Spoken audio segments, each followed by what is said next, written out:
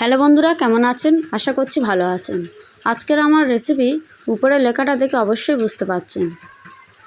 ঠিক এভাবে হবে যদি আজকের পুরো ফুল রেসিপিটা দেখে বানাতে পারেন। তাহলে চলুন শুরু করা যায়। আর যদি ভালো লেগে থাকে অবশ্যই লাইক, শেয়ার, কমেন্ট করতে ভুলবেন না। ফেসবুক থেকে দেখলে ফলো করে দেবেন। তাহলে চলুন ভিডিওটা শুরু করি। প্রথমে একটা কড়াইয়ে অল্প তেল দিয়ে তেলের মধ্যে আগে থেকে হলুদ, লবণ আর মরিচের গুঁড়ো দিয়ে জাল দেওয়া ছিল চিংড়িগুলো। সেই চিংড়িগুলো তেলের মধ্যে দিয়ে খুব ভালো করে ভেজে নেওয়া হচ্ছে। ভেজে নেওয়া হয়ে গিয়েছে, একটা পাত্রে তুলে রাখা হচ্ছে। আবারও ওই কড়াইয়ে অল্প তেল অ্যাড করে দিতে হবে। দিয়ে খুব ভালো করে গরম করে নিয়ে অ্যাড করে দিতে হবে কিছুটা পরিমাণে পেঁয়াজ কুচি। পেঁয়াজটা গোল্ডেন ব্রাউন কালার করে ভেজে নিতে হবে। ভেজে নেওয়া হয়ে গিয়েছে, ওর মধ্যে দিয়ে দেওয়া হচ্ছে সরিষা বাটা আর জিরে বাটা দিয়ে অল্প জল দিয়ে খুব ভালো করে কষিয়ে নিতে হবে লবণ, হলুদ আর মরিচের গুঁড়ো দিয়ে। দেওয়া আমার হয়ে গিয়েছে, এবার খুব ভালো করে কষিয়ে নিতে হবে। তরকারি যত বেশি কষাবেন টেস্টটাও তত ভালো আসবে। খুব ভালো করে কষিয়ে নেওয়া হয়ে গিয়েছে। এবারে অ্যাড করে দেওয়া হচ্ছে আলু আর পটলগুলো। পটলগুলো যে যেরকম পারবে কেটে নিতে পারে। আমি আজকে তরকারিটা খুব তাড়াতাড়ি করার জন্য একদম পাতলা করে কেটে নিয়েছি। অ্যাড করে দিয়ে খুব ভালো করে কষিয়ে নেওয়া হচ্ছে। কষিয়ে নেওয়া হয়ে গেলে অল্প দুটো বেগুন ওর মধ্যে দিয়ে দেওয়া হচ্ছে।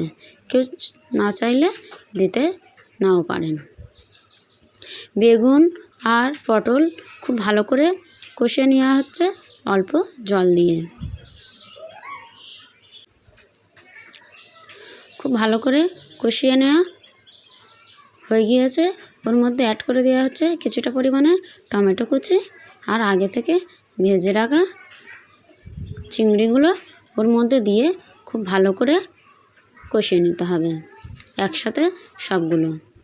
চিংড়িটা ঠিক এই কষানো মাঝখানে দিলে তরকারির টেস্টটা আরও দ্বিগুণ বেড়ে যায়।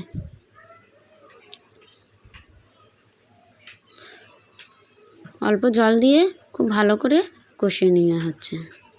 কষিয়ে নেওয়া আমার হয়ে গিয়েছে। এবার দিয়ে দিতে হবে পরিমাণ মতন জল। জল দিয়ে ঢাকনা বন্ধ করে হতে দিতে হবে।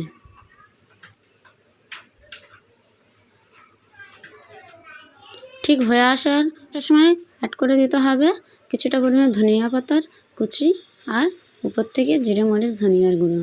কেউ চাইলে অবশ্যই অল্প গরম মশলাও দিয়ে দিতে পারে। দিয়ে দিলে তৈরি হয়ে যাবে পটল, আলু, বেগুন দিয়ে চিংড়ি রেসিপি। অবশ্যই এইভাবে একবার বানিয়ে কমেন্ট করে জানাবেন কেমন হয়েছে। আর ভালো লেগে থাকলে অবশ্যই শেয়ার করতে ভুলবেন না। আর নিত্য নতুন রেসিপি দেখার জন্য অবশ্যই ফলো দিয়ে দেবেন। আর ইউটিউব থেকে দেখলে সাবস্ক্রাইব করে পাশে থাকবেন। আজকের রেসিপি কেমন হয়েছে কমেন্ট করে জানাবেন। দেখা হচ্ছে অন্য রেসিপি। ভালো থাকবেন, সুস্থ থাকবেন। ধন্যবাদ সবাইকে।